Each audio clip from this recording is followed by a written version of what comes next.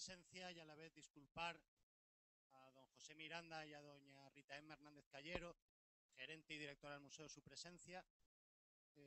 Solo presentarles a quien no le conozca todavía a don Antonio Pou, colaborador asiduo del museo, y que en este caso pues es también el coordinador, el director de un ciclo de conferencias que comenzamos hoy, que nos explicará pues en qué va a consistir, y también pues dar la bienvenida a don Víctor Montelongo, presidente pues, de una de las instituciones culturales, científicas más importantes de la isla, como es el Museo Canario. Sin más, pues agradecerles de nuevo la presencia, recordarles por favor que desconecten los teléfonos móviles para que nadie les moleste mientras escuchan la conferencia y espero que disfruten de ella. Buenas tardes a todos. Me encargaron hace unos meses que por qué no preparaba algo sobre paisaje, un tema que siempre está ahí, flotando en el éter y hay cosas curiosas. Y entonces yo lo que he concebido ha sido un grupo de 3 conferencias, no da la situación para más. La primera de ellas es la de Víctor Montelongo, que ahora le presentaré, y va a tratar sobre rincones de Gran Canaria, la visión de un naturalista, biólogo, es de Las Palmas, bueno, conoce la isla creo que perfectamente bien, de habérsela andado yo creo que entera. Tuvo durante una serie de años un cargo en el Cabildo y como tal fue el impulsor, el que desarrolló la Reserva de Biosfera de Gran Canaria y ha estado al cargo de ella durante una serie de años. Y no sé qué más, estuvo también en el Museo Canario, ha sido un investigador de pro y sobre todo para mí le guardo la memoria de una faceta que yo creo que él la quiere mucho, que es como profesor de instituto. Le he visto en acción hace un par de años o 3 años y vi el entusiasmo y el cariño que tenían los alumnos por él y la verdad es que me he quedado entusiasmado porque es difícil encontrar a profesores y a gente que tenga ese entusiasmo. Así que yo espero que les va también a entusiasmar esta conferencia. Luego habrá una conferencia el año que viene, este año no ha sido materialmente posible, de Eduardo Martínez de Pisón, que es un geógrafo ilustre, probablemente el más famoso que hay en el país en este momento, conocedor del mundo, como pocos, lo ha pisado también y sigue pisándolo, ya tiene unos años, pero sigue completamente en la brecha, es asesor del programa Al Filo de lo Imposible y por tanto con él ha recorrido el mundo entero. Y le he pedido que por favor que me venga aquí y que nos cuente cuál es la visión que tiene un geógrafo del mundo completo. Como ninguno de nosotros va a tener la oportunidad probablemente de recorrer el mundo como esa gente lo ha hecho, cuéntanos el mundo, igual que a él estoy diciendo cuéntanos la isla. Entre medias, yo la semana que viene, el jueves, hablaré del paisaje en un sentido un tanto extraño o poco frecuente, le llamo paisajes invisibles o casi. Cosas que se ven en el paisaje que están ahí y que son curiosas, como algunas de ellas, un intento de reconstrucción que ya verán sobre la evolución de la isla en épocas anteriores y cosas de las que suceden o que uno se encuentra cuando estás trabajando en campo años como hemos estado todos nosotros, pues hay aspectos curiosos. Espero que les interese también la conferencia la semana que viene. Y lamento que no va a poder ser tan maravillosa e interesante como espero que sea la de Víctor Montelongo, porque la verdad la estoy esperando para conocer rincones de la isla. Yo vengo con cierta frecuencia a la isla, le tengo un cariño tremendo y me encantaría conocerla, por supuesto, como la conoce. Entonces aquí les dejo con Víctor Montelongo. Muchas gracias.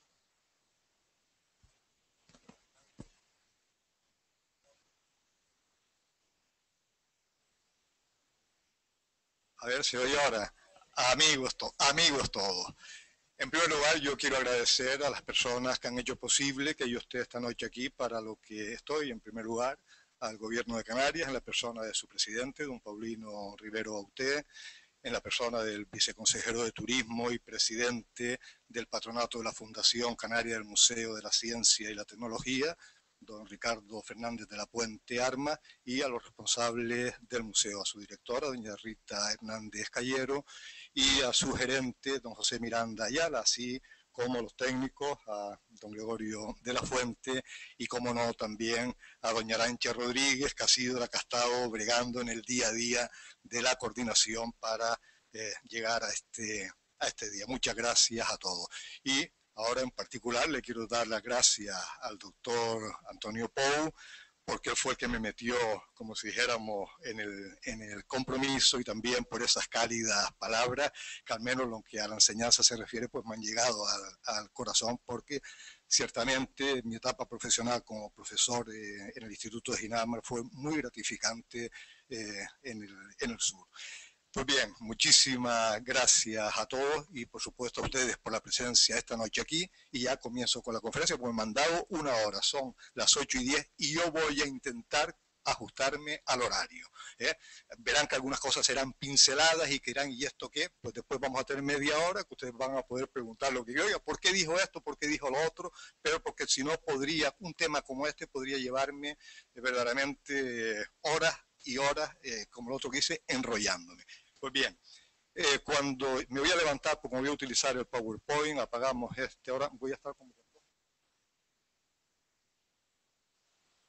A ver, se oye por aquí, el micrófono por aquí, esto para PowerPoint, la tecnología actual por aquí. ¿Ven el puntito? Bien, perfecto. Pues ya me levanto. Les decía que cuando Antonio me propuso hablar sobre el paisaje de Gran Canaria desde el punto de vista subjetivo, yo lo acepté. Digo, hombre, pues estupendo, Antonio. Pero una vez que ya adquirí el compromiso, cuando me puse a pensar en el tema, verdaderamente vi que el tema era más complejo de que en un principio había pensado. Porque bueno, ¿cómo puedo yo armar un correlato que sea interesante de los paisajes de Gran Canaria y que además sea interesante para las personas que tan amablemente van a venir a escucharme el próximo viernes 9 de noviembre? Pues después de darle muchas vueltas, llegué a la conclusión que lo mejor era seguir una secuencia cronológica, desde mis primeras experiencias con el paisaje de Gran Canaria hasta llegar pues al momento actual. En ese aspecto, ustedes en algún momento, este hombre está pecando de mucho personalismo. Por favor, pido disculpas desde este primer momento, si observan ustedes que puede haber exceso de personalismo. Pues bien, cuando ya dijimos... consensuamos el título, Rincones de Gran Canaria, estupendo, digo, qué bien suena eso de Rincones de Gran Canaria, pero cuando me pongo a montar el PowerPoint, de repente miro el Rincones de Gran Canaria y me asaltó una sensación inquietante. Y ¿qué sensación inquietante es esto? ¿Qué es lo que es? Digo, hombre, claro, ahora caigo, esto es un plagio. Esto es un plagio de Rincones del Atlántico, la magnífica revista que dirige Daniel Fernández con tantísima voluntad y con tanto empeño, y que desde aquí entono el mea culpa. Yo creo que en mi subconsciente lo que estaba funcionando es el alto aprecio en que tengo Rincones del Atlántico, y por eso me pareció tan atractivo el título. Y por supuesto les recomiendo que lean la revista Rincones del Atlántico. Pero no era cuestión de decir, me cambien el título después de ya llevar semanas con él. Bueno, vamos a hacer como se dijera una vez, es decir, para ver la monumentalidad de los paisajes de Gran Canaria y lo que podrían dar para hablar cada uno de estos paisajes dependiendo de quién sea el narrador. Pues ahí estamos viendo,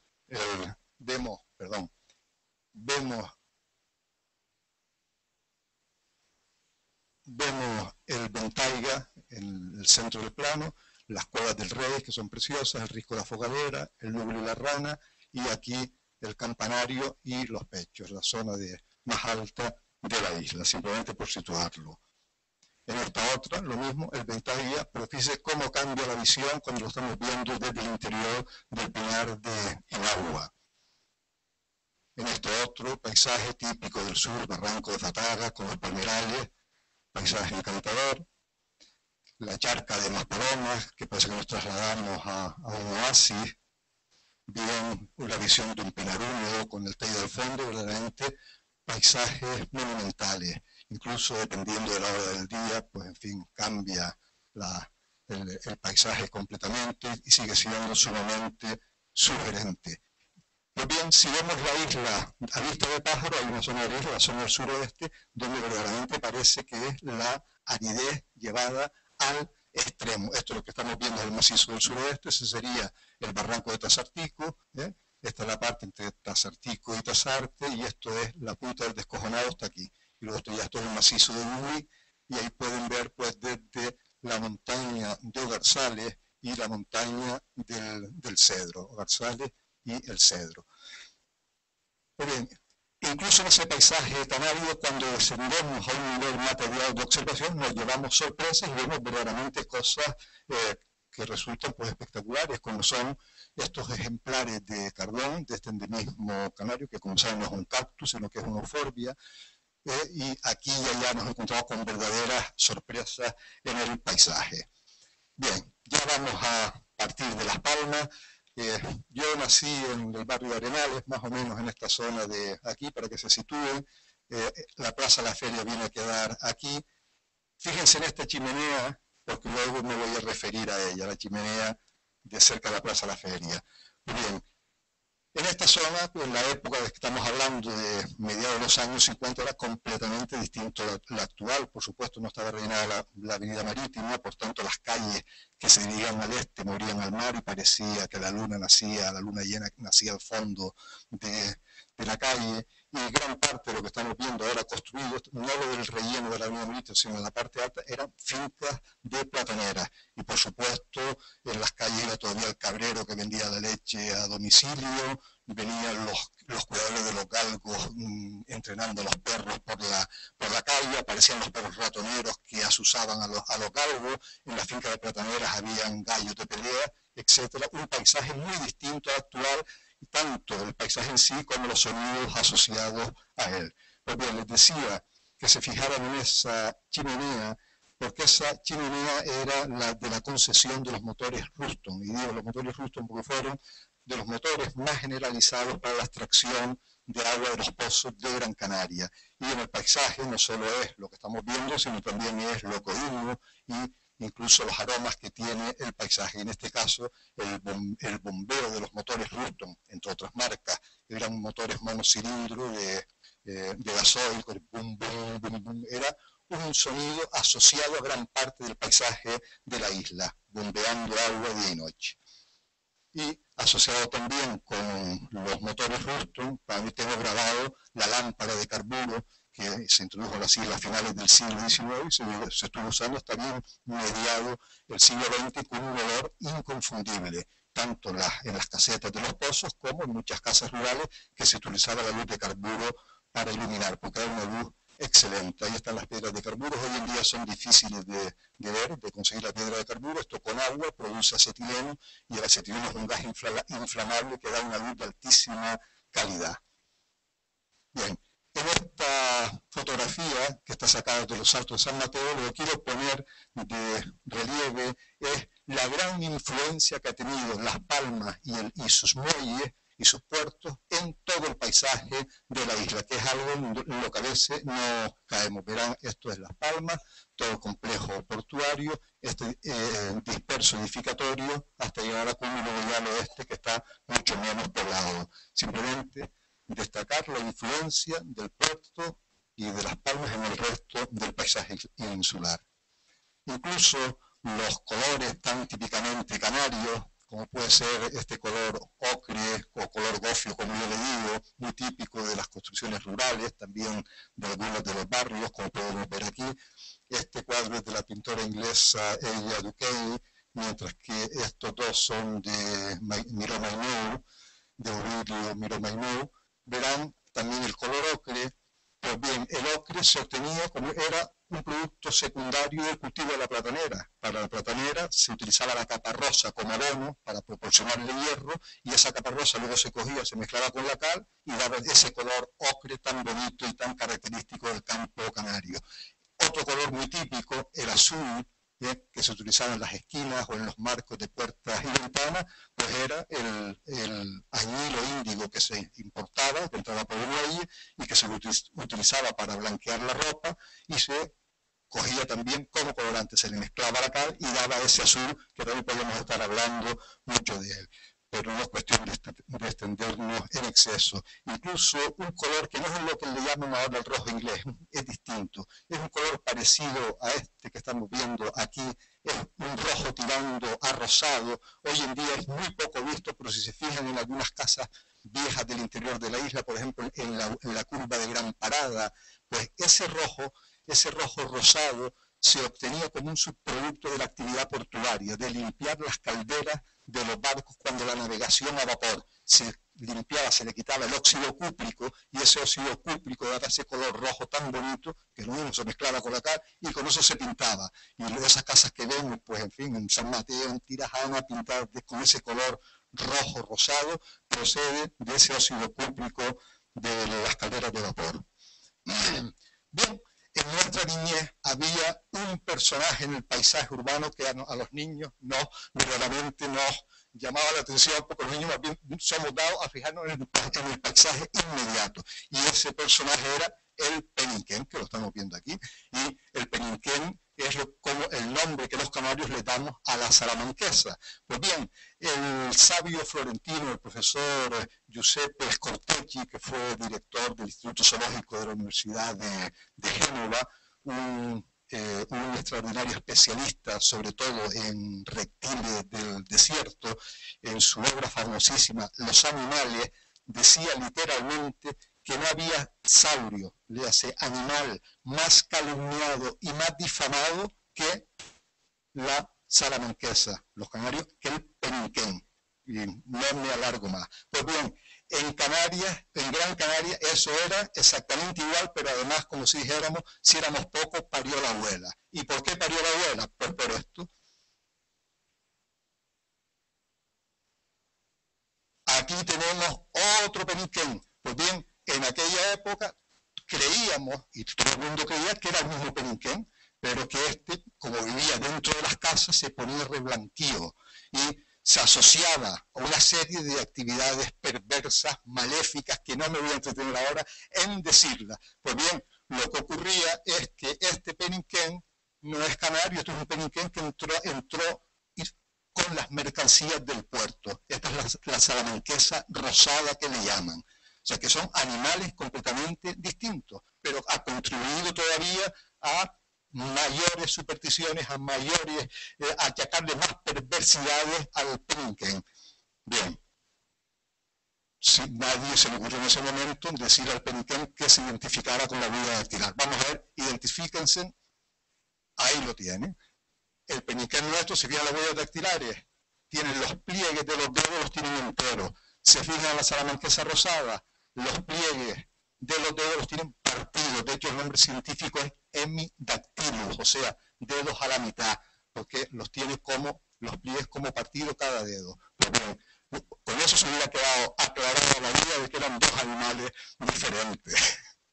Bueno, continuamos también. Nosotros en las fincas de platanera, que no le voy a poner diapositiva, porque ustedes la tendrán más que en la mente, una cosa que me da tremendamente la atención eran los gallos ingleses, porque son animales muy vistosos, correteaban por las fincas de platanera, las gallinas inglesas con los pollitos, los criadores de los gallos de peleas con su trajín, porque era la cosa más natural del mundo, las peleas de gallos en aquella época, que existía la gallera del Cuyá.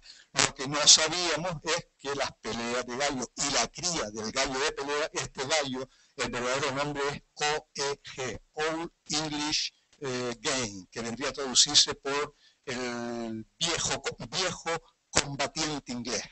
Viejo combatiente inglés. Pues la cría de estos gallos se perdió en Inglaterra a mediados del siglo XIX. Pero ¿qué es lo que pasa? Como todo, como había grandes aficionados,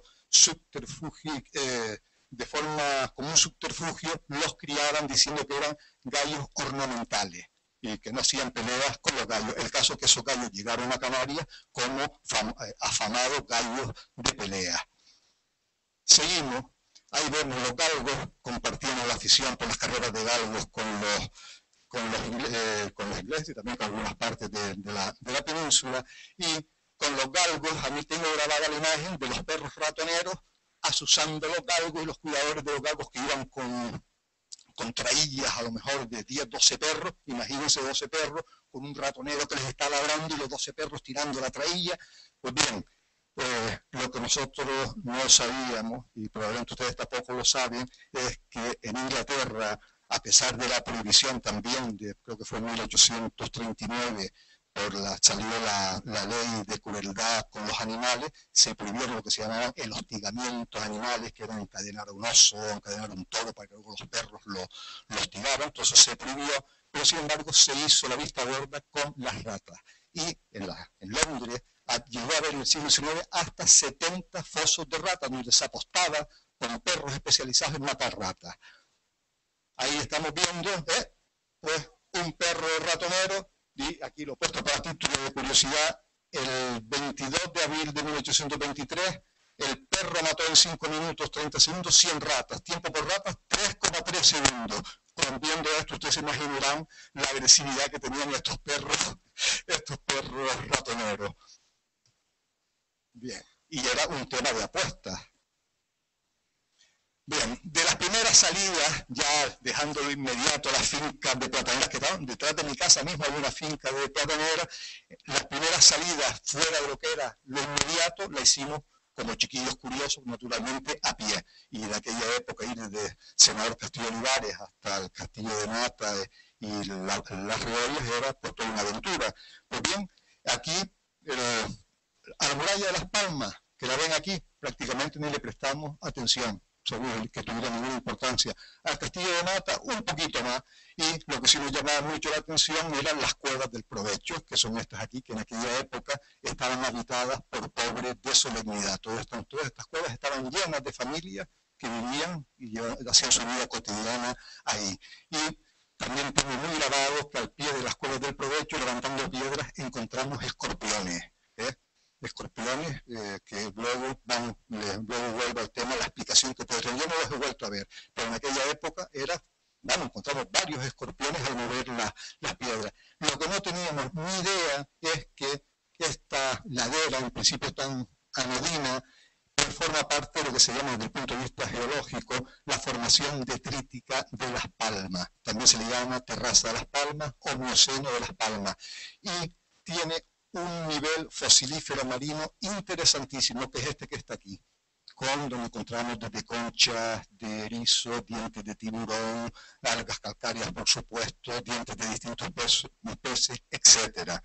Pues bien, estos materiales de la terraza de Las Palmas, que forman gran parte de la ciudad, toda la ladera de Paseo de Chil, de Chamán, la zona del Rincón, todos esos son materiales de la terraza de Las Palmas. ¿De dónde venían? Pues del largo proceso erosivo que hubo entre el primer ciclo volcánico de la isla, cuando la isla emergió hace 14 millones y medio de años, se elevó en el Atlántico, luego prácticamente en medio millón de años se emitió una gran cantidad de material y hubo un periodo de varios millones de años de solo erosión. Pues todos los materiales erosionados se depositaron formando lo que se llama eso, la formación detrítica de Las Palmas, o mioceno de Las Palmas, si quieres, que es más fácil de recordar. Y ahí se reconoce muy bien porque tiene un nivel que diríamos rubefactado, una tonalidad rojiza, subiendo también al Barranco Seco lo pueden encontrar, también yendo hacia el Rincón lo ven, y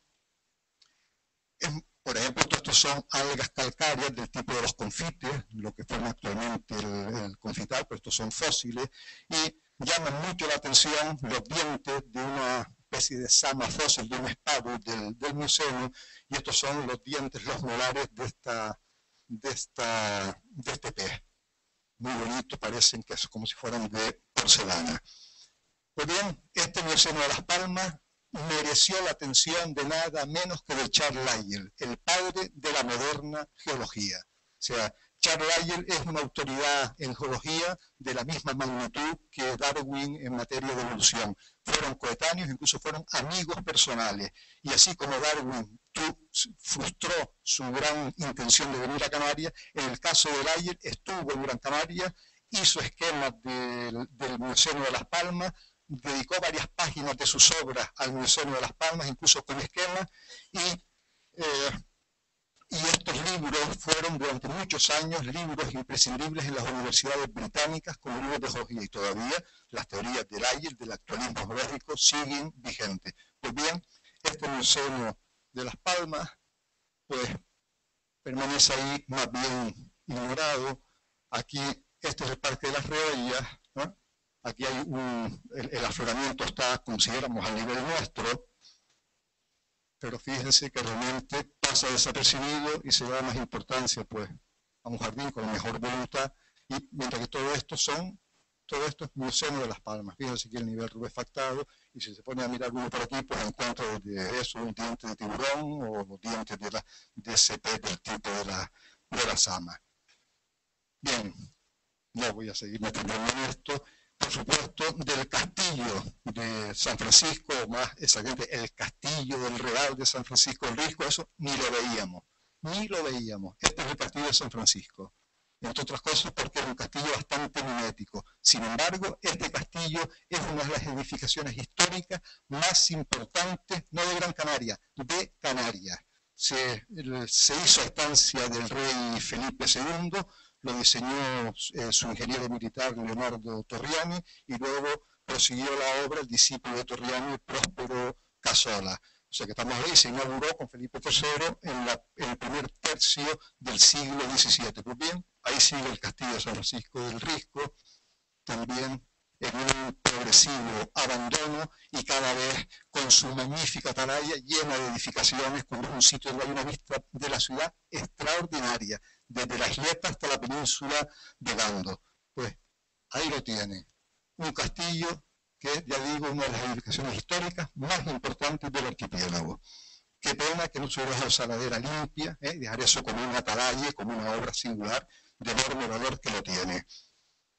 Bien, pues dejamos ya Las Palmas y ya las primeras salidas serias, motorizadas, cuando ya empezamos la familia de clase media, empezamos a tener coche y nos podíamos desplazar, las salidas de rigor, como no podía ser, era al monte Santa Brígida, y la subida al Pico de Bandama. El Pico de Bandama, quiero que en este momento se fijen de que esto que está aquí es el cráter. Fíjense en ese detalle. Este es el cráter. Pues bien, desde el Pico de Bandama se ven dos, aparte de una gran panorámica, un gran paisaje de toda la parte nororiental de la isla, se ven dos bahías magníficas. La bahía del puerto de Las Palmas, la bahía de las Isletas, protegida por la península de la Isleta, y la otra bahía es la bahía de Gando, protegida por la península de Gando. ¿Qué tienen en común las dos? Que están protegidas de los vientos dominantes del noreste, de los alisios, de los trade winds, como le llamaban los ingleses, porque hacían posible la navegación a vela con mucha eficacia. Esto a la vez condicionó que tanto Gando, en los primeros momentos, sobre todo a finales de la Edad Media, finales de la Edad Media y la Edad Moderna, fuera un fondeadero fundamental para los desembarcos en la isla, y en el caso de la isleta, pues, ¿qué les voy a decir? Es donde está el actual complejo portuario de Las Palmas.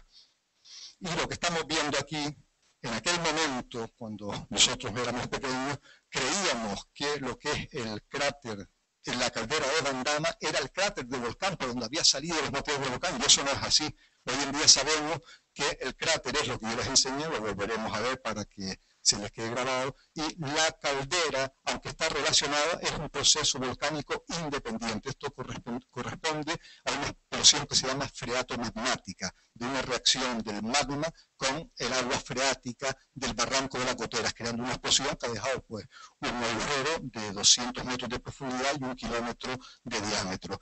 Quienes estén interesados con el tema de Bandama, les recomiendo el libro de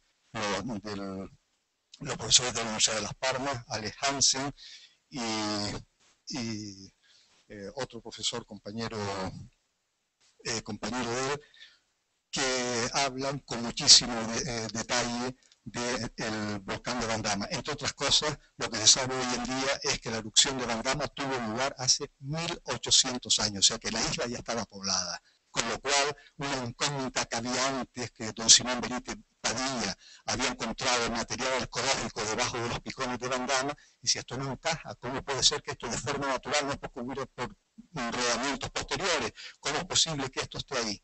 Pues lo posible es que hoy en día, con las dataciones cronológicas de los materiales de Bandama que se ha hecho, se sabe que son de 1800 años de antigüedad. Bien, aquí estamos viendo, fíjense ahora en Bandama. Recuerdan que les dije que tanto la bahía de Gando como la bahía de Las Palmas estaban protegidas de los vientos del noreste, los vientos dominantes, por eso lo cogían los barcos como bahía de refugio. Pues bien, aquí estamos viendo el pico de Bandama y aquí estamos viendo los bordes de la caldera. Esta elevación que ve aquí es el borde de la caldera de Bandama. Pues bien, el cráter quedaría aquí, hacia Barlovento, de los vientos dominantes, y el pico a Sotavento, hacia el sur. ¿Por qué? Porque los vientos alisios, en el momento que salen los piroclastos, el viento dominante los arrastra en la dirección en que va el viento. Y eso es una prueba de que los vientos alisios han tenido una constancia y una permanencia de millones de años. Y van viendo ustedes cómo se van conectando cosas que aparentemente no tenían relación. Seguimos.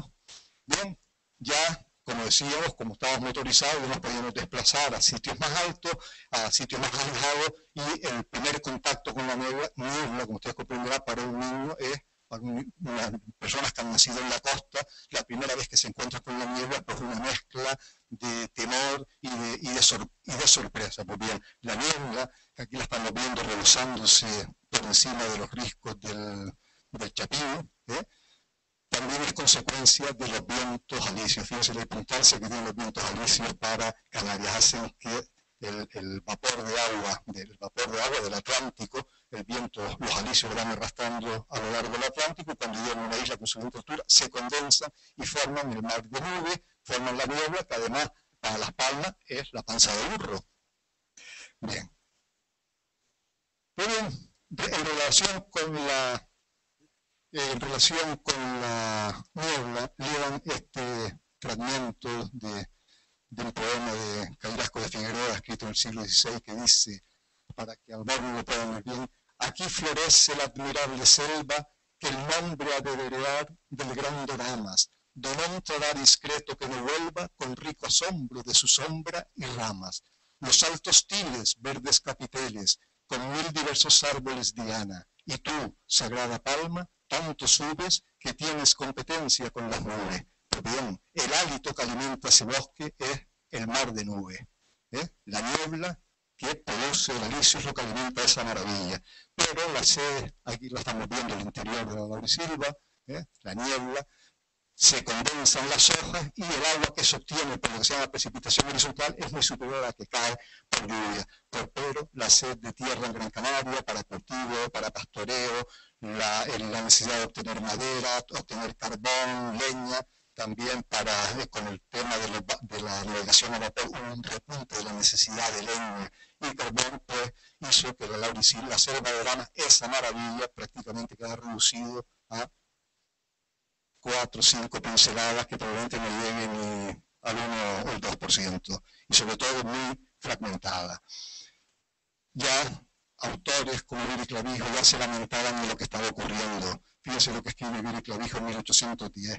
La famosa selva de Gran Canaria, llamada de Doramas, extendíase entonces Doramas, cosa de 6 millas, casi nada era comparable en el mundo a su espesura, lozanía, verdor y deliciosa frondosidad. Queda dicho que todas las ventajas de esta inestimable posesión eran entonces, porque en la actualidad las hachas, las rosas clandestinas, las quemas, los ganados, las carboneras, la indolencia y la insensatez han conspirado de algunos años a esta parte a talarla y destruirla, de manera que casi todas las especies de tan nobles y singulares árboles van a desaparecer. Es verdad que todavía, para testimonio de lo que la montaña de Doramas ha sido, se conserva la arboleda del barranco, en donde nacen las bellas aguas nombradas Madres de Noya, 1810. Para que se sitúen, la selva de Doramas ocupaba todas las medianías y casi hasta la cumbre del norte, desde los altos de San Mateo hasta los altos de Galdar, y probablemente con algún manchón en la zona de Agaete, al pie de Tamadaba. Y ya miren, bueno, aquí estamos viendo una de las mejores muestras que quedan, el barranco, aparte de los tilos, esto es el barranco oscuro, cerca del sendero, que es hoy en día es una reserva integral que, aunque es pequeña, es de un enorme valor. Y aquí están los versos del poeta Rafael Bento Travieso, escritos 20 años después que viera, y fíjense pues también el sentimiento que me dice: adiós Doramas, ya el tirano llega a destruir la obra de natura, ya la esperanza de la edad futura, ay, en un mar de lágrimas se anega.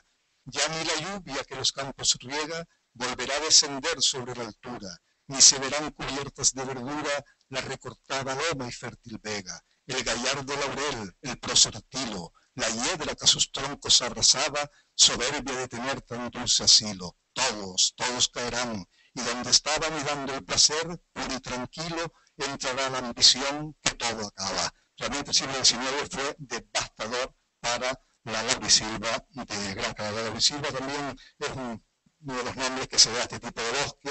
A mí me gusta más llamarlo bosque de nieblas macaronésico, porque también es compartido con islas como Madeira y las Azores. Cuando oigan hablar del prócer tilo que vimos ahora mismo, pues mire, esto es un tilo. Este de madera, pues mire el tamaño que tiene este árbol. Este David Brown, el director del Jardín Botánico, que ustedes saben, mide casi 2 metros, pues, que me disculpe David, lo cogemos de medida, pues estamos hablando de más de 3 metros de diámetro el árbol.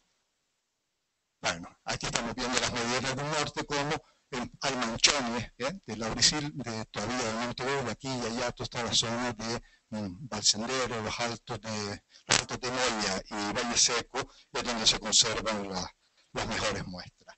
Bien, y esto todavía es en Gran Canaria, o sea, esto es en el interior del Barranco de la Virgen, aunque pueda parecer que estamos en otra isla, no, esto es Gran Canaria. Y ahí se está recuperando el bosque de forma natural, pero bueno, aquí estamos viendo los altos de Guía, esto es el cortijo de Pavón, esto es dominio de la laurisilva, sin embargo en su época se repobló con pinar, en esa época de los 50 todavía no se sabía que esto era dominio de la laurisilva, pero ahora se está repoblando con especies de la laurisilva y están yendo muy bien, intentando compatibilizar, compatibilizando la actividad pastoril con la repoblación. O sea, buscar ese punto de equilibrio entre conservación de valores naturales y la actividad y las actividades tradicionales. Bien, y lo que les quiero decir es que la selva de Arames, a pesar del maltrato que ha sufrido, se resiste a morir y, como el ave fénix, nunca mejor dicho, intenta renacer de su ceniza. Y también nosotros podemos ayudarla. De hecho, esto es el pico de Osorio, aunque le llaman el pico del Rayo, como le llaman los lugareños. Fíjense las repoblaciones hechas en los años 80, cómo van prosperando y ya formando algunas zonas por un bosque cerrado y que se están ya autorreproduciendo. O sea, las hayas, que no es el haya europea, sino el haya canaria y los presos ya están produciendo hijos naturales en la zona. Con distinta suerte que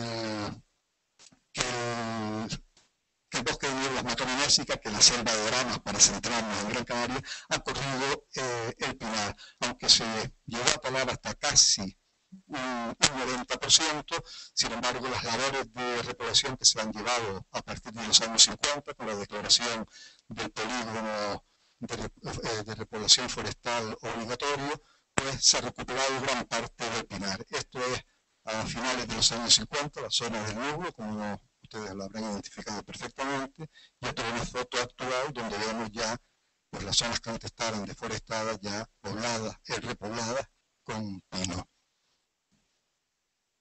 Esta otra es de la zona de Tanagada, fíjense que distinta, esta es de principios de los 70, fíjense los pinitos chicos, para que se sitúen, este es el Roque Faneque. Bien, y esto es el pinar de Tirajana, fíjense pues qué aspecto tiene ya el pinar con una densidad alta de pinos y un bosque, pues en fin, que podemos decir ya bastante desarrollado. Al tanto fue el afán de repoblación que se llegó a despreciar otros valores que merecían ser considerados como tales y sin repoblación, como puede ser este cono volcánico, que he puesto esta diapositiva a media distancia para que entiendan el nombre que ha tenido desde 100 metros, se llama la montaña de los bizcochos. Es una montaña que está en la cabecera del barranco de Guayadeque y es un cono de escoria volcánica, un volcán de baja explosividad, donde las escorias son de gran tamaño. Bien, esto es una estructura volcánica junto con la caldereta que está al lado, que merece no estarla repoblando, sino mantenerla como tal.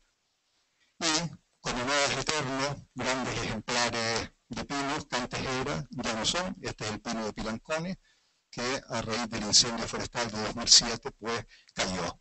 Pues todavía quedan otros pinos y luego quedan muchos pinos que van camino de ser tan grandes como los de Pilancones, y por destacar un aspecto positivo, pues también en el paisaje del pinar de la cumbre ya podemos ver al pinzón azul de Gran Canaria, una especie que estaba a punto de extinguirse, una especie rarísima, como si fuera un fósil viviente del terciario, ya está anidando en los pinares de la cumbre, que, como si dijéramos, dando fruto del enorme esfuerzo de la repoblación y también del enorme esfuerzo que se ha hecho para poder recuperar la especie.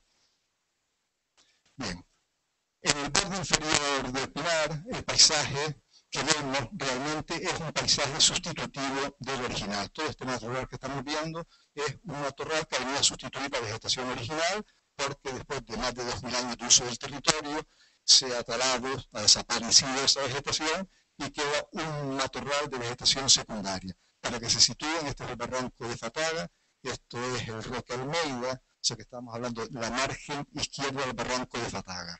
Siempre cuando hablamos de la margen izquierda o derecha de un barranco, nos estamos poniendo de espaldas de donde viene el agua, o sea, el agua bajando, margen izquierda, margen derecha.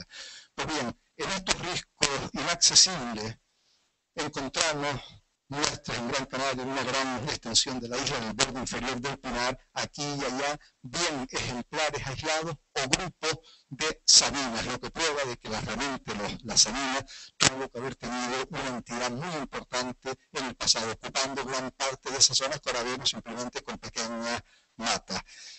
Y lo que es más sorprendente todavía, y aquí le doy las gracias a mi compañero del Jardín Botánico del Jardín Canario de Marrero porque me dejó la fotografía, y junto a esto, a los ricos que estamos viendo la sabina, crece un drago que no es el drago que estamos viendo en los jardines. Esto es un drago exclusivo de Gran Canaria y es verdaderamente extraordinario de que esta especie se haya dado a conocer a la ciencia en una fecha tan cercana como es 1996.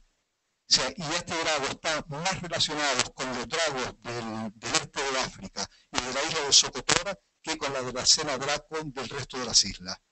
Fíjense ustedes lo que ha hecho, o sea, que en Gran Canaria, como se llama, el abrupto del terreno ha servido de reservorio del paisaje original. Este le digo el nombre de Dracena camarana. Este es Rafael Almeida, que junto con Ade Marrero hicieron la descripción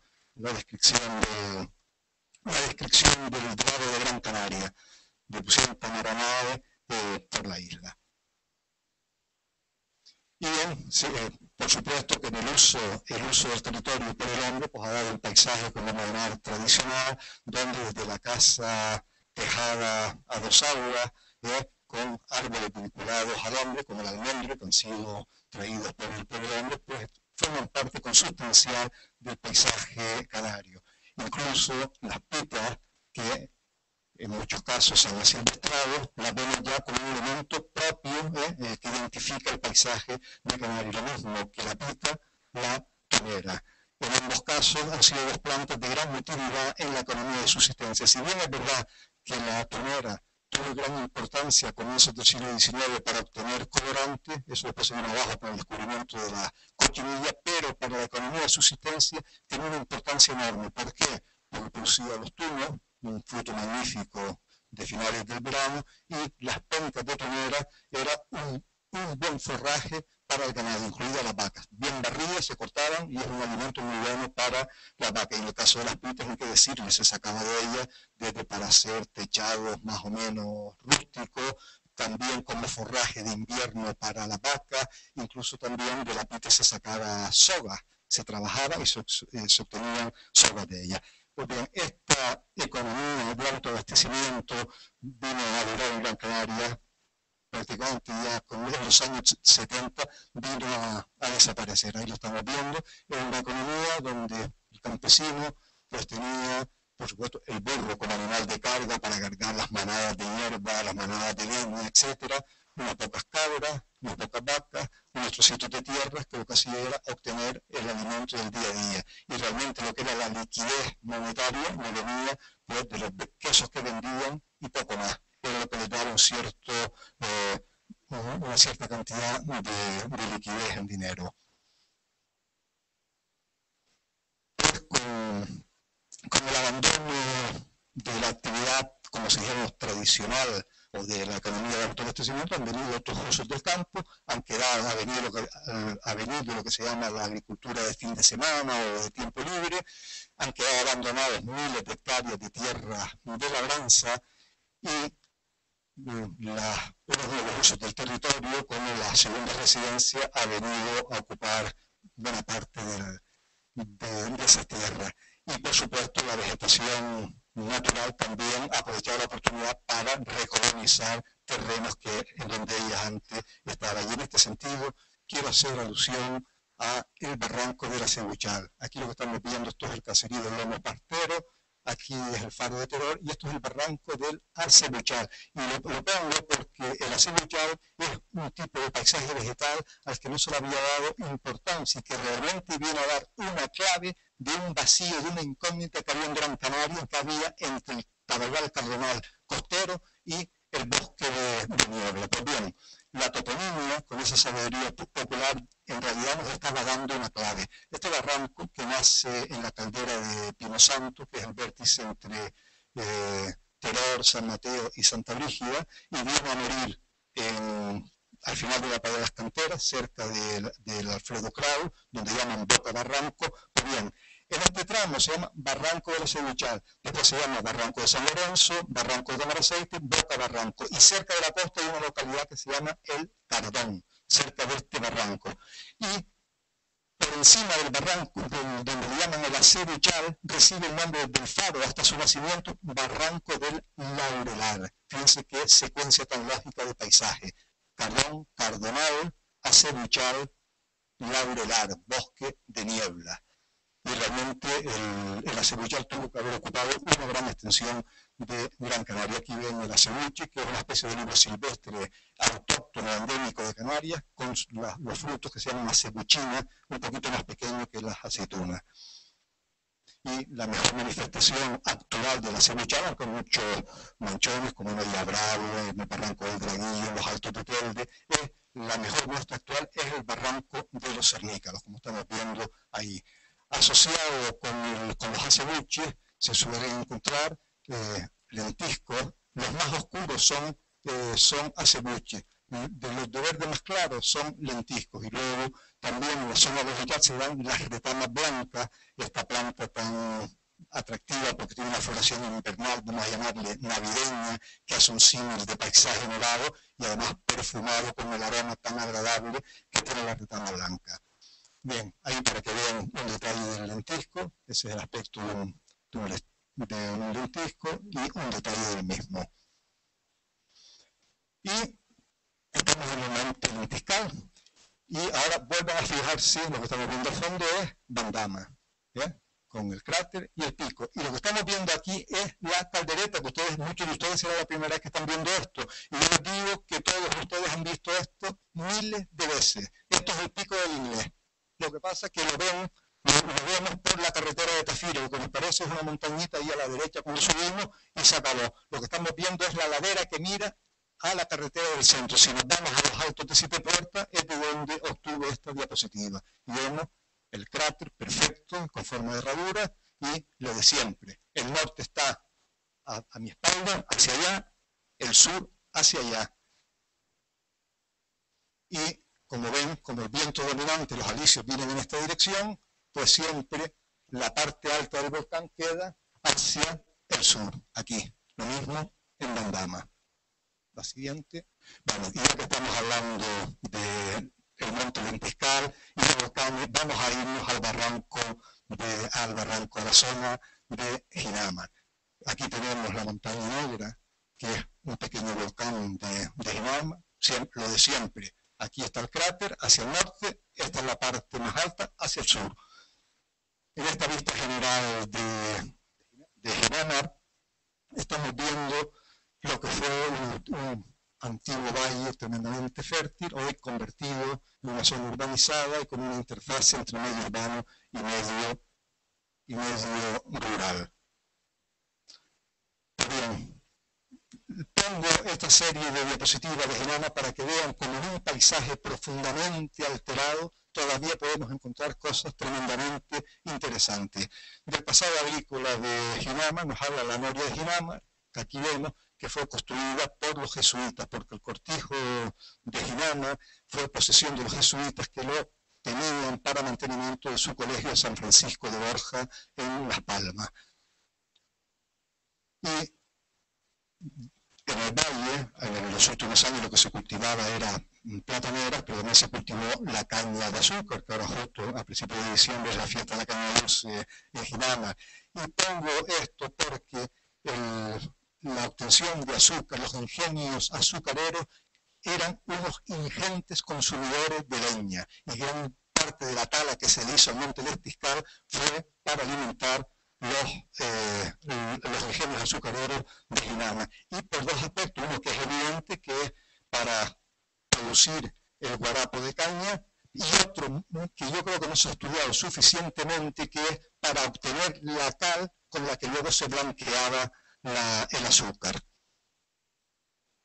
Pues bien, ya que estamos con la cal y estamos en Ginamar, esto es Hornos del Rey, la parte alta de Ginamar, y lo de Hornos del Rey tiene su razón de ser. Aquí había un horno de cal, esta es la zona, y aquí quiero agradecerle a don Pablo Rodríguez, que era presidente de la Asociación de Vecinos y padre de alumnos de Ginama, que fue quien me enseñó estos detalles. Aquí estamos viendo las ruinas de un horno de cal. Aquí estamos viendo un horno de cal en operación, para que ustedes se imaginen cómo funciona esto. Esto es piedra caliza, o sea, carbonato cálcico, donde se le da fuego en la base y se le tiene como del orden de 20 y tantas horas o más, calentándose hasta que se produce la cal viva. Y esto consume unas cantidades de leña enormes. Y aquí, a diferencia de otras caleras de Gran Canaria y del resto del archipiélago, que lo que obtenía la piedra de cal era caliche, en este caso era un travertino, o sea, carbonato de cálcico producido por depósito sobre materiales vegetales. Y aquí se ve, está por encima del horno que vimos antes, en la zona de extracción, muy cerca del horno, para ahorrar en acarreo, y esta es una entrada para la explotación. Y aquí estamos viendo el travertino. Si se fijan, hay pequeños detalles de los restos vegetales.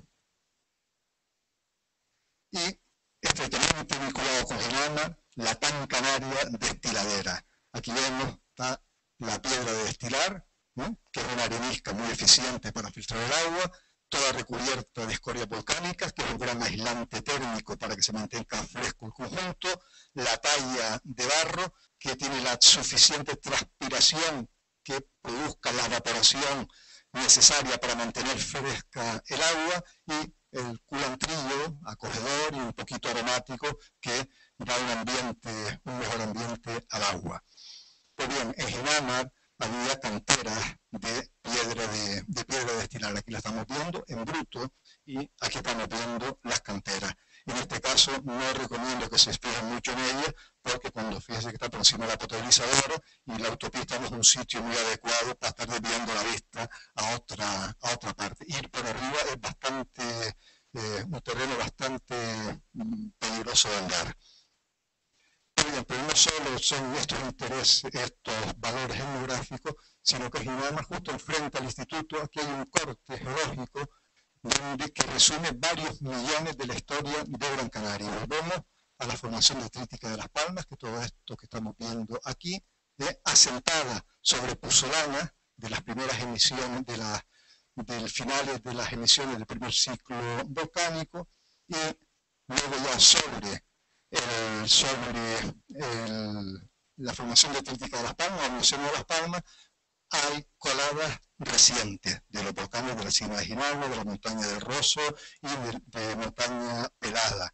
Y en estos picones podemos encontrar cosas tan curiosas como carbones de árboles que vivieron ahí hace 2500 años. O sea, eso que están viendo ahí es el carbón de un árbol o de una planta leñosa carbonizada por la erupción que tuvo lugar 500 años antes del nacimiento de Cristo. Aquí un agradecimiento a don Francisco Pérez Torrado y a su esposa Mari Carmen, porque me dieron bastante información al respecto. Bien, y también en Ginama encontramos pita Pita sábila, ahora le llamamos aloe, que es el nombre genérico científico, pero aquí se llamó todavía Pita sábila. Y a mí me gusta más ese nombre de sábila porque tiene que ver con el nombre original, el nombre árabe original, que tiene que ver con el acíbar, que se saca realmente de la Pita sábila. Y yo creo que esta planta, aunque no hay ni en los textos, ni en las fuentes históricas, ni en lo que se ha investigado hasta ahora, da relación de que la utilizaban los aborígenes, pero yo particularmente, conociendo la descripción de la planta, tengo la sospecha de que esta planta ya la cultivaban los aborígenes de Gran Canaria. Y ya que estamos hablando de aborígenes, puedo decir que en Ginama ellos estuvieron asentados y una de algunas de las muestras que hay en Ginama está en la necrópolis de la montaña del Rosso, esta montaña que hay aquí, creo que es un cono del tipo de la montaña de los bizcochos que vimos en el Pinar, y milagrosamente se ha mantenido hasta el día de hoy. Fíjense que aquí está el circuito Islas Canarias, pues ahí esto es una necrópolis prehispánica. Y ya que estamos hablando de necrópolis prehispánicas, citarles una planta que también podemos encontrar en Ginama, ahora menos porque con las nuevas urbanizaciones, especialmente los centros comerciales de la margen izquierda del barranco de la Gotera, afectaron a varias de estas plantas. Esto es la orijama, también conocida como leña buena, leña blanca o leña santa. Y leña santa, que los aborígenes, los frutos que son de difícil putrefacción, los ponían en las tumbas acompañando a sus muertos. Bien, esta diapositiva simplemente se las pongo, simplemente porque quiero recalcarles la importancia que tiene el conocimiento del observador a la hora de disfrutar de un paisaje.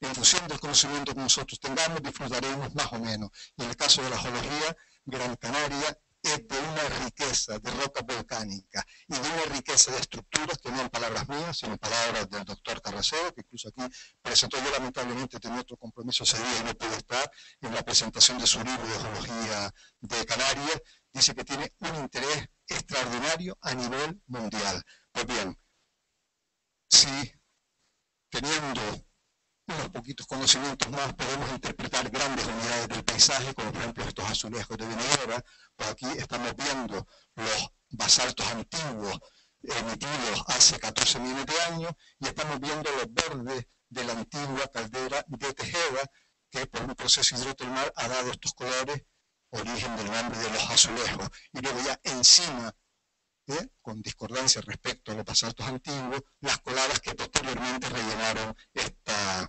caldera.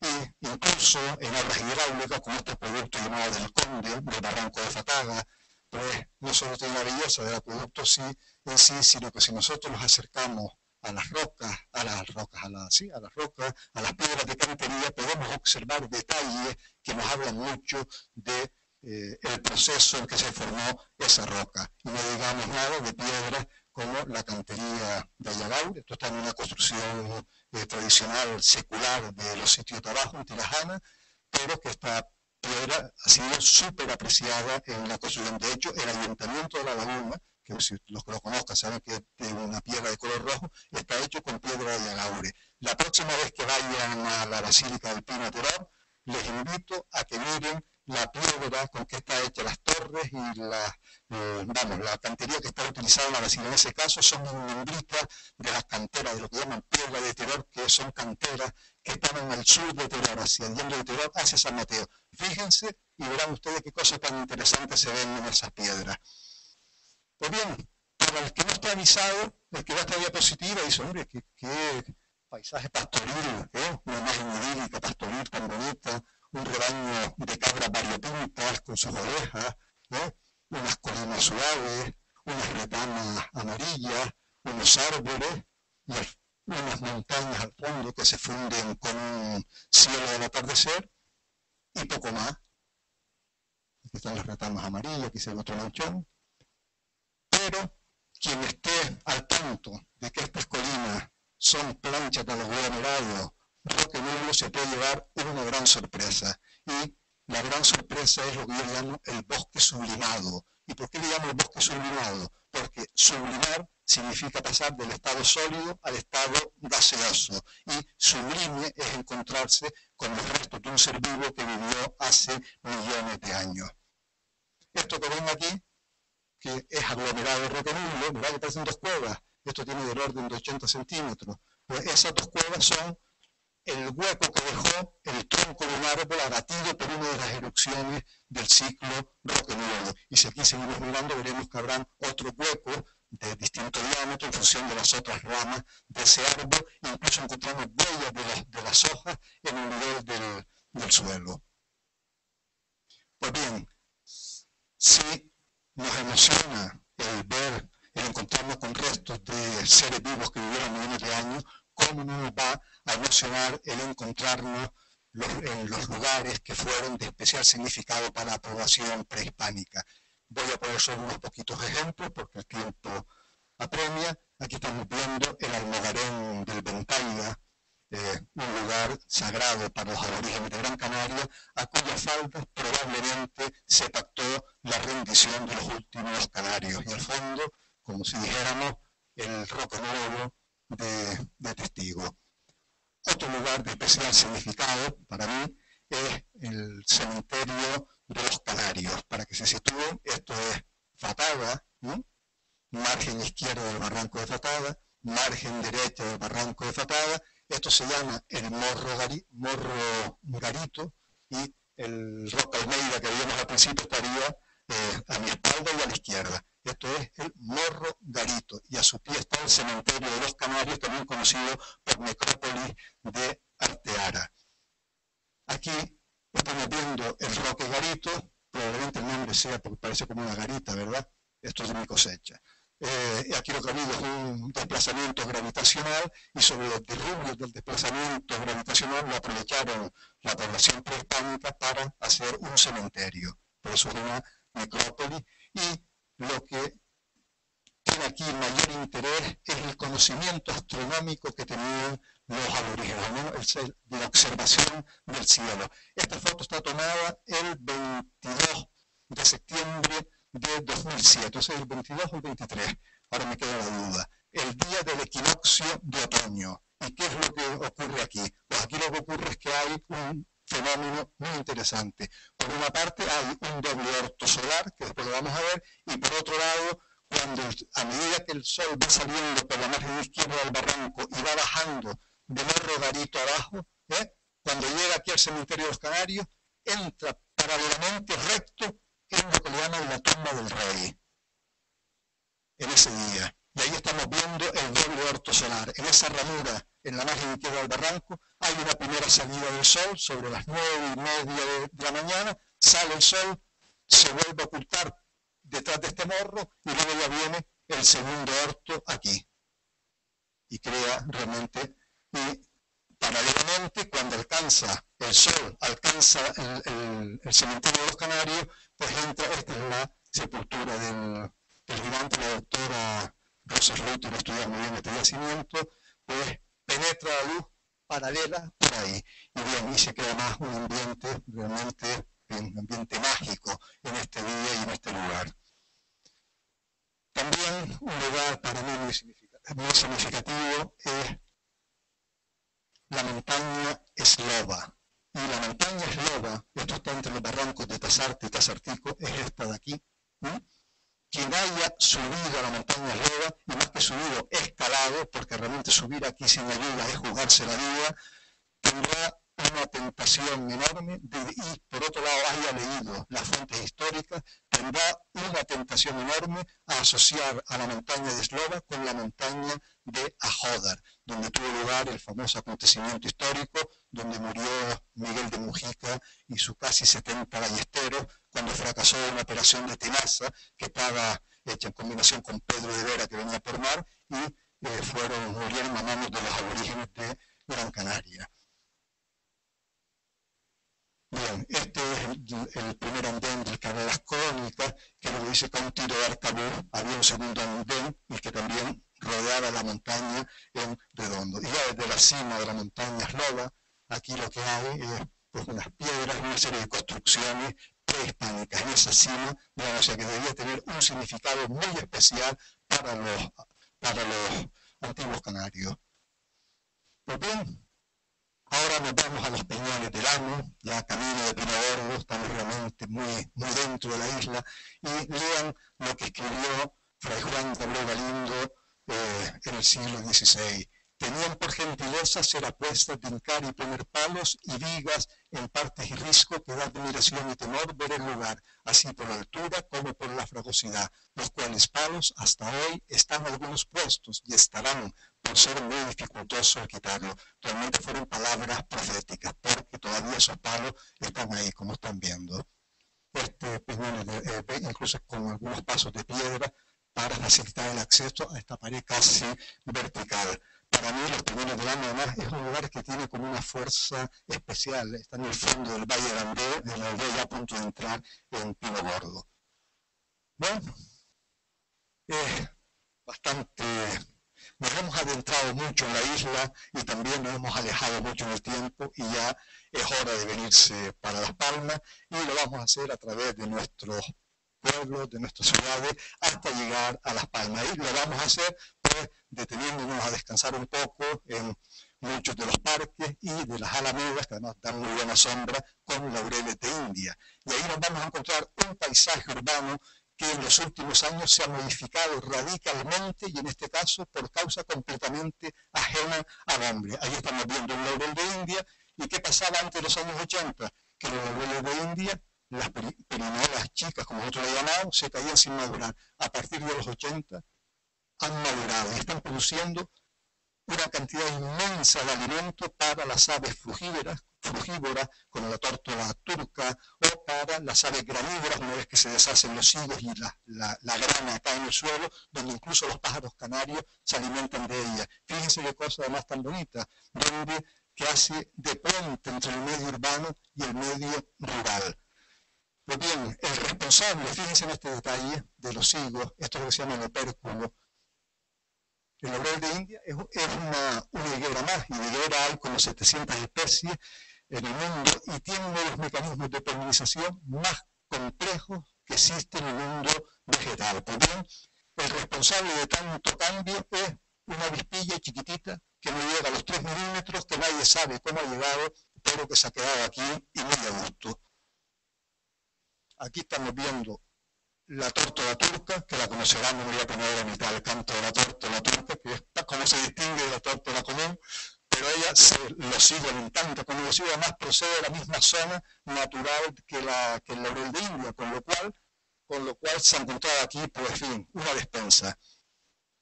Pues fíjense, se fijaron lo que ya les dije antes del higo, el opérculo, la punta del higo, pues aquí lo que hay son unas escamas, ¿no? Esto es un corte longitudinal del higo y estos son las flores, es una inflorescencia, un cicono que tiene las flores hacia el interior. ¿Y qué es lo que ocurre con el higo? El higo necesita un insecto polinizador y además cada especie de higuera tiene su polinizador específico. Pues bien, la avispilla lo que hace cuando el higo está maduro, la avispilla que ha nacido dentro del higo porque tiene unas flores especializadas para cobijar a las larvas de esa avispilla, cuando el higo está maduro, estas escamas están muy relajadas y la avispilla sale perfectamente volando y va a otra higuera y poliniza a otra higuera, a otro higo y poliniza a las flores del interior. Y luego, pero cuando entra en el higo que todavía no está maduro, estas escamas están muy tersas y entonces el animal tiene serias dificultades para entrar, llega cargada de polen, se esfuerza por entrar, ahí pierde parte de las alas, puede perder las patas y pone los huevos en las flores del higo y termina muriendo ahí. Y ahí está la avispilla, muy aumentada, digo que no llega ni a 3 milímetros, un insecto insignificante.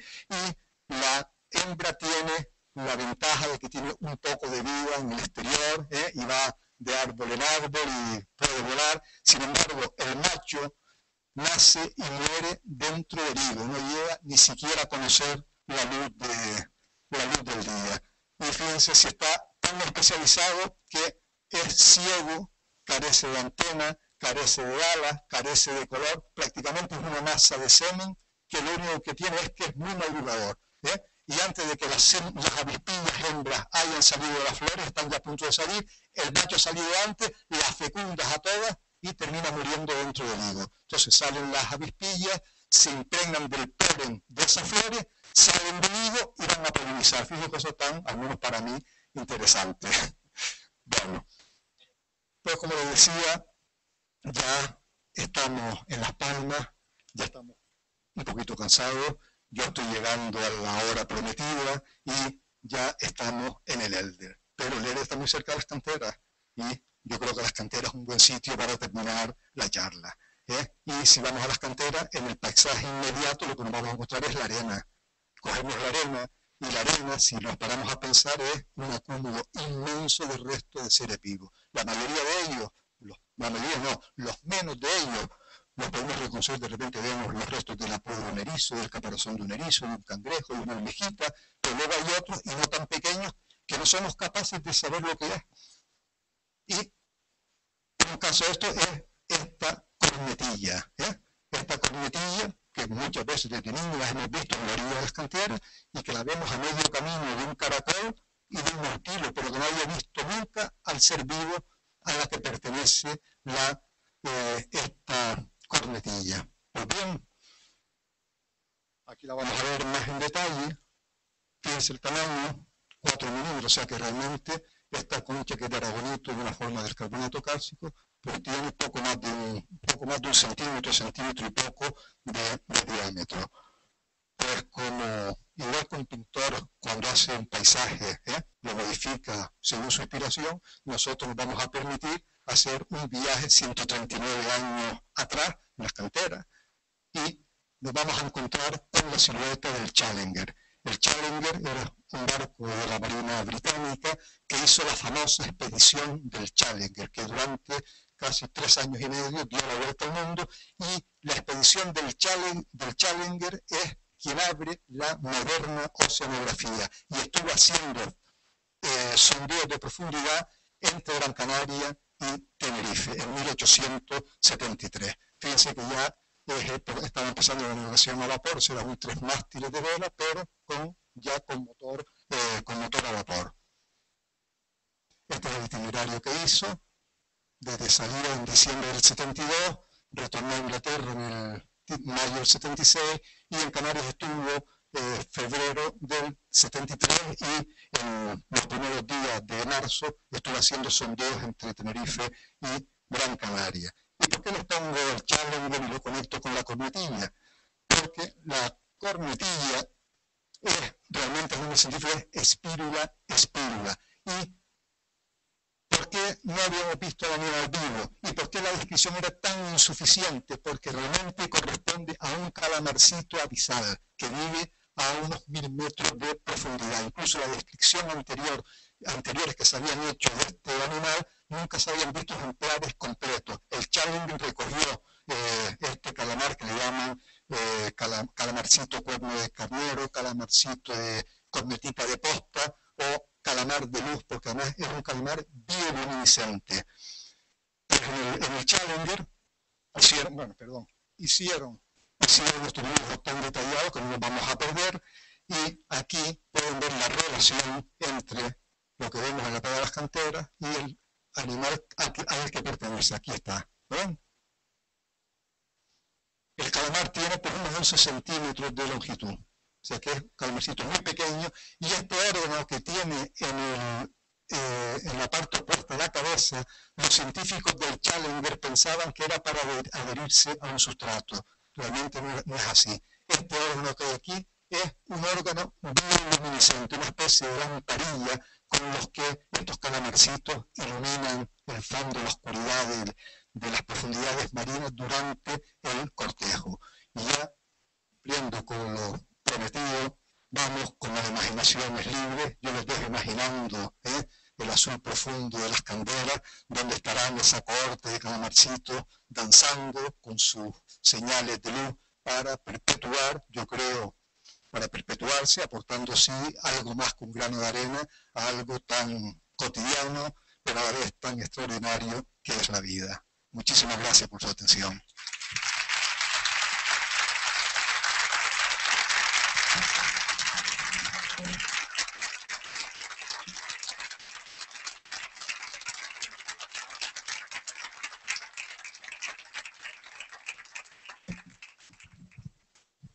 Bien, si quieren, tal como le digo, si alguien quiere que le aclare algo, alguna pregunta, algún detalle, a su entera disposición.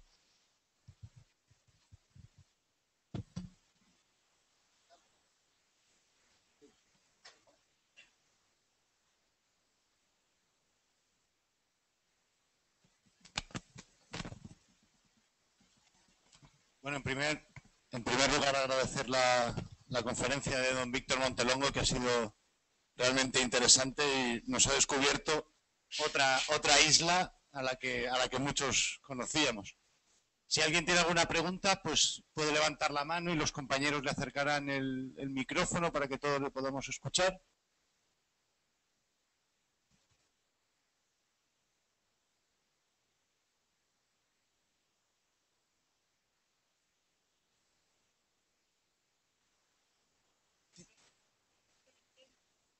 Perinquén. Bien, hay muchas modalidades de... Ajá. Sí, no, hay muchas formas. También hay quien le llama perenquén. Por ejemplo, en Tenerife, perenquén. Nosotros lo conocemos por perenquén y, hombre, como realmente era animal de nuestro entorno, yo he conservado el nombre con que lo conocíamos de la niñez. Sí. Ah. Sí, la salamanquesa. La salamanquesa común.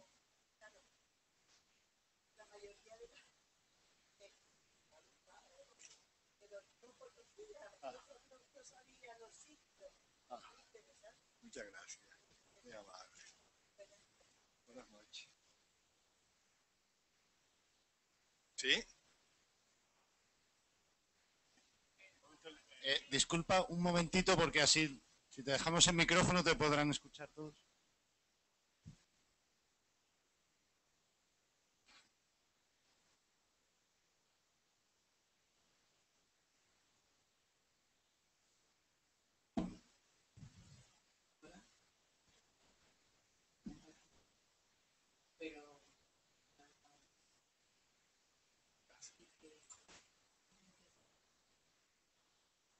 Bueno, vamos a ver. El cráter es el lugar por donde salen los materiales de forma más o menos suave, mientras que una caldera es un hundimiento o un vaciado repentino del terreno.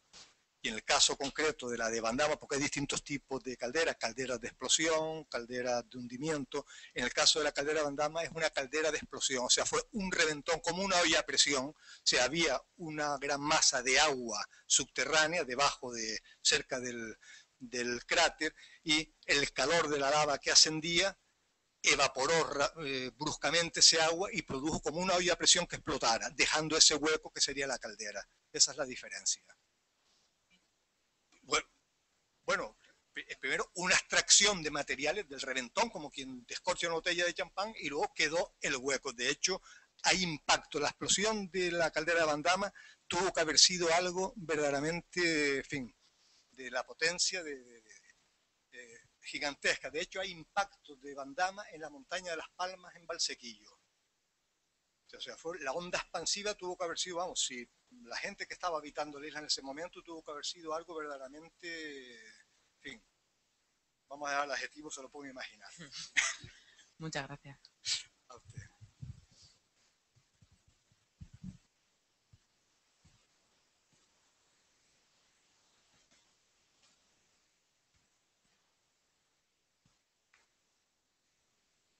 ¿No hay ninguna pregunta más?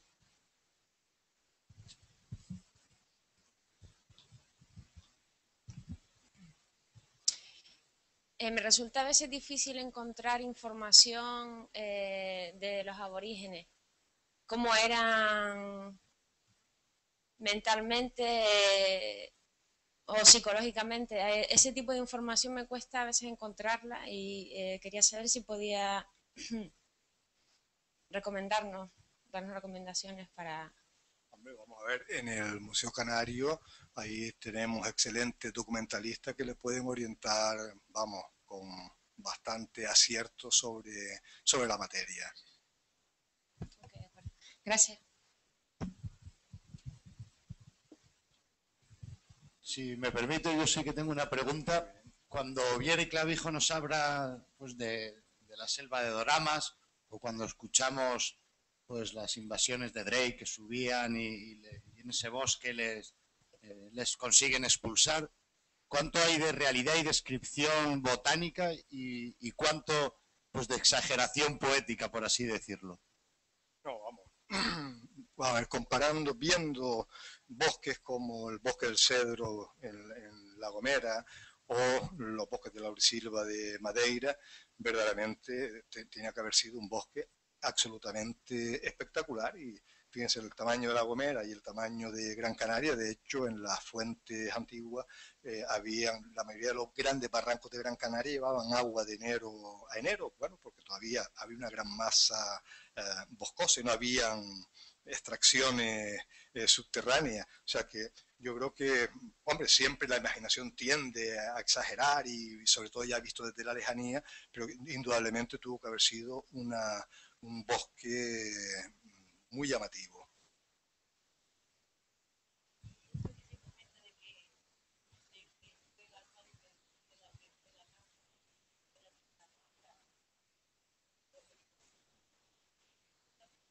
Bueno, vamos, yo no soy historiador, pero yo en el caso de Canarias no creo que afectara. Otra cosa serían tierras peninsulares, ¿verdad?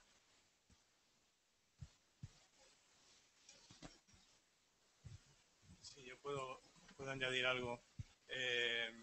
Eran menos de lo que se ha dicho, entre otras cosas porque la Armada se nutre de bosques específicos.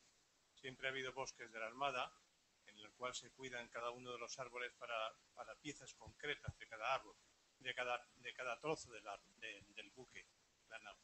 Entonces, no es que fueran por ahí cortando cualquier tipo de bosque. Los bosques que tenía la Armada, que no sé si todavía existirán, pero vamos, en los cuales veían un árbol que tenía una cierta forma, esta nos vale para tal pieza, lo cuidaban exquisitamente y tal. Yo creo que es una leyenda más que otra cosa. Sí, la leña se ha ido fundamentalmente pues, en los ingenios, eso es un tema.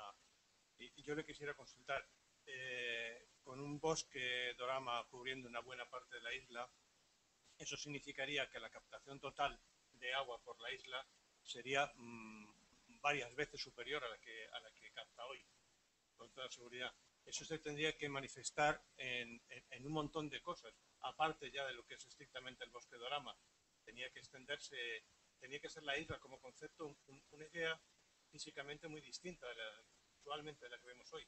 Sí, sí, completamente de acuerdo.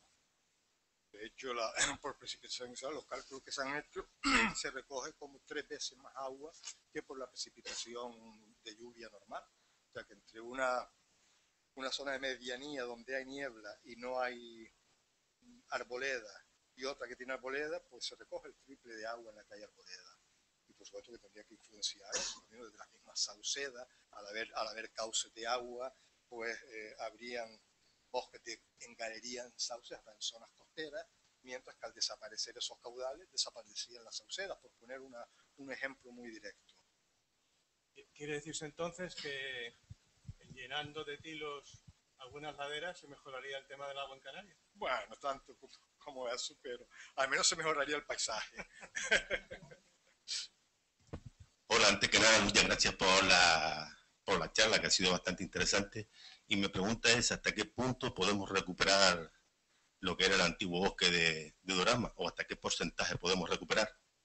¿O si están haciendo un intento por intentar recuperarlo? Sí, el intento se está haciendo, hombre, recuperarlo en su integridad, eso es absolutamente una quimera, porque el terreno está ocupado desde por casa, por cultivos, etc. Ahora, hay una parte significativa de terrenos que ahora no son agrícolamente productivos, se podrían recuperar y iríamos a una selva de Dorama, consideramos de tipo de reserva archipiélago, o sea, con manchones, de laurisilva, con pasillos interconectados, y yo creo que podría ser un porcentaje, pues si no muy grande, al menos apreciable. Y de hecho se han hecho intentos desde los años 80, porque de hecho yo recuerdo cuando estudiamos biología, finales de los años 60, comienzos de los 70, En aquel momento había una gran discusión entre los especialistas si era posible repoblar con laurisilva o no. La opinión generalizada era que era imposible repoblar de laurisilva, que ya eso no se podía recuperar porque el suelo se había alterado, incluso por la composición compleja del bosque. Hoy sabemos que sí se puede repoblar, pero que hay que hacerlo al menos con especies concretas. En particular, las más resistentes son el haya canaria y el brezo, y luego aprovechar las propias condiciones que crean estos árboles para seguir introduciendo otros de más exigencia. ¿Sí? Hola. Sí, sí.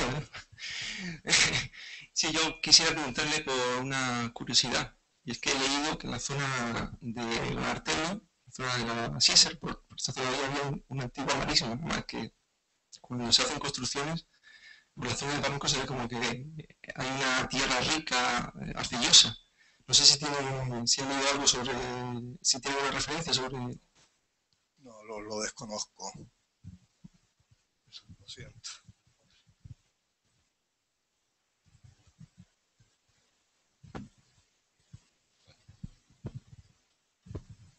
Gracias, buenas noches. La pregunta es sobre los azulejos de Beneguera. ¿Qué origen tiene y por qué tienen diferentes colores? Los diferentes colores son por procesos hidrotermales. O sea, en esa zona de borde de la caldera de hundimiento salió agua o vapor de agua a elevadas temperaturas, y son fenómenos de oxidación, dependiendo de los minerales que lleve, da unas tonalidades u otras.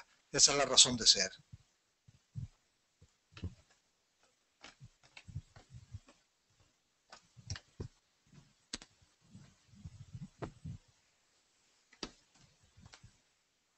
Hola, buenas noches. Quería preguntarle qué hay de realidad en la creencia popular de que el valle de Tintinihuada pudo haber sido un antiguo cráter. Bueno, habría que preguntar.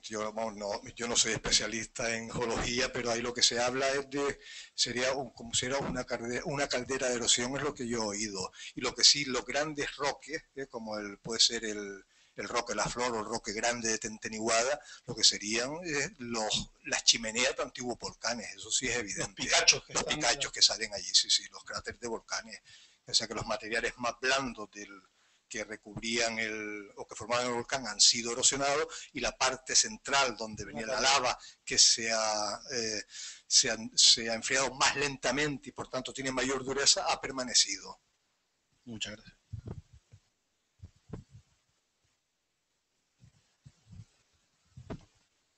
¿Alguna pregunta más, que ya serían las últimas? Okay. Buenas noches y muchísimas gracias por esta información tan agradable que nos ha hecho y la manera de darla. Quería comentar el tema que decían antes de la cantidad de agua de los barrancos. Hay que recordar esa viajera inglesa, Olivia Stone, que en un relato publicado en un libro, un nombre un poco difícil de explicar, nos narra cómo subiendo por el barranco del Andén, desde San Andrés hasta la cumbre, el agua que bajaba subía a la altura de las ancas del caballo y tenían que levantar los pies para no mojarse. Eso fue en el año 1877, por ahí, ¿no? Me imagino que está hablando de Tenerife y sus 6 satélites. Sí. Sí, bueno, sobre todo con los cultivos. De hecho, ya con la caña de azúcar se desviarían grandes caudales de agua para el cultivo de la caña. Luego con el de la platanera, con el sistema de riego a manta y con las perforaciones, sacando el agua subterránea, el descenso del nivel freático de Gran Canaria ha sido, bueno, tremendo. Parece ser que en el año 2005, París, el primer año que no bajó el nivel freático, ya por el tema de las potabilizadoras, por parte de abandono del campo, por la modernización de los sistemas de irrigación, etcétera. Pero indudablemente los barrancos en gran medida se alimentaban del agua que venía de los nacientes, el agua que estaba en el nivel freático, que era retenida y era liberada poco a poco, alimentando la gruesa, como se llamaba, la gruesa del barranco. De hecho, hombre, se dice, no, se están secando los nacientes se están secando porque se estaba extrayendo el agua subterránea que no se veía. Quiero decir que mucha gente, por ejemplo, el barranco de Guayadeque tiene, ni se sabe, lo de cientos de galerías que vienen desde el barranco de Telde y del barranco de Tirajana para sacar el agua. O sea, uno está en el barranco de Guayadeque y no le da la impresión de que se esté extrayendo agua, y sin embargo es un colador en ambas laderas.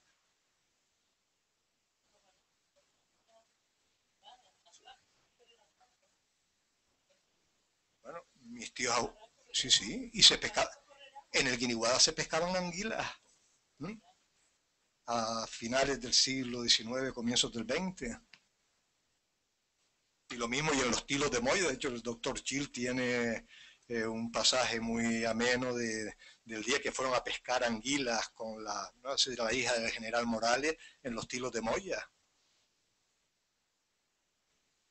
Y usted sabe que la anguila viene desde el mar y penetra agua arriba, claro. Hola, buenas noches. Por aquí. Me gustaría, primero que nada, agradecer ese viaje histórico, ¿no? Pero en los rincones de Gran Canaria, yo de menos una paradita, ¿no? Una paradita en el sureste. ¿Qué pasa? ¿No se le perdió nada por ahí? Hombre, pues. Buena pregunta. Realmente, hombre, que se me han quedado cientos de rincones, pero le puedo decir una cosa del sureste. Por ejemplo, yo participé en el Pepén de Gran Canaria. Uno de los lugares que pusimos en el Pepén de Gran Canaria fue la montaña de Agüime. Y recuerdo que técnicos y no quiero con esto alimentar el pleito insular, técnicos que vienen aquí, y esta montaña, porque estas montañas, ¿por qué la han metido dentro del Pepén? Porque pues, la montaña de Agüime tiene un gran interés también desde el punto geológico, porque es de los afloramientos más orientales de los materiales antiguos de la formación de Gran Canaria, incluso luego ya vinculado con las canteras de la piedra con la que está hecho la iglesia de Agüimes y la iglesia de Ingenio. O sea, por ejemplo, una cosa muy interesante es esa misma montaña de Agüimes y la de Arinaga.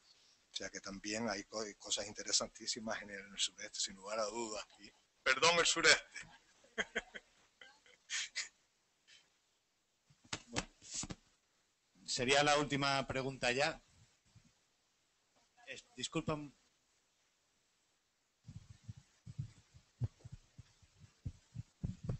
Gracias. Bueno, en primer lugar, dar la enhorabuena por la conferencia, y es muy interesante para personas que no somos de aquí, para conocer un poco mejor la isla y los paisajes. Y bueno, yo eché un poquito de menos el tema del mar, aprovechando que soy biólogo, a mí me interesa mucho el tema de los delfines y todo este tema de cetáceos. A ver si podría darnos algunas pocas pinceladas sobre cómo era el pasado antiguamente aquí con los cetáceos, el avistamiento de delfines, y cómo es ahora y por qué ya casi no se ven aquí en esta zona delfines, cuando deberían verse más. Vamos a ver, lamentablemente yo soy biólogo, pero soy especializado en botánica. Yo no sé si a lo mejor Gregorio le puede dar alguna, pero hombre, vamos a ver, aquí cetáceos, por supuesto, y ya le hablo de oídas y por el contacto con personas más conocedoras, hay desde los calderones, el calderón tropical, que es por lo visto es el que se ve más entre Tenerife y La Gomera, y hay una población importante de calderones entre Tenerife y La Gomera. Además, le doy un dato, además, porque yo creo que es muy interesante. Económicamente, o sea, la cifra de beneficio económico que se obtiene de las visitas a ver los calderones entre Tenerife y La Gomera duplica, no sé por qué cifra, a los ingresos de la pesca artesanal. Fíjense que tiene este dato porque a veces se ha hablado, que la conservación, ¿verdad? Pues en este caso deja mucho más dinero que la pesca artesanal. Y luego, hombre, el que haya menos, aquí había cachalotes, pasaban por Canarias. De hecho se intentó la pesca del cachalote, aunque sin éxito, donde sí tuvo éxito fue en Azores, y el que se vea más o menos, probablemente la influencia del tráfico marítimo. Yo sé también que el tema de los sonares le hacen mucho daño a los cetáceos, y de hecho le producen hemorragias cerebrales, y en este sentido la Universidad de Las Palmas y concretamente el Departamento de Anatomía Patológica ha hecho aportaciones muy importantes en relación con la afección de la utilización de los sonares, de los submarinos en las poblaciones de cetáceos, pero no le puedo hablar con excesiva profundidad. O con excesiva no, con verdadero rigor. Gracias. Bueno, pues no queda más que agradecer de nuevo la presencia a don Víctor Montelongo, a don Antonio Pou por esta buenísima selección de ponentes, y a todos ustedes pues animarles a seguir disfrutando de las Semanas de la Ciencia y la Tecnología que se están celebrando pues en toda Europa y en Canarias también, y que esta conferencia está enmarcada dentro de esas semanas, y emplazarles pues a la conferencia de don Antonio Pou el próximo jueves, ya sabía yo que no me salían las... porque es... Vale, por eso no me salían a mí las cuentas, es el jueves 15, pues también a las 8 de la tarde, y animarles pues a los que sean más aficionados a las redes sociales, pues a visitar el Facebook y el Twitter del museo, que seguro que allí encuentran pues todas las actividades, conferencias y cursos y talleres que estamos dando. Muchas gracias y pues de nuevo muchas gracias a los ponentes y buenas noches. Gracias.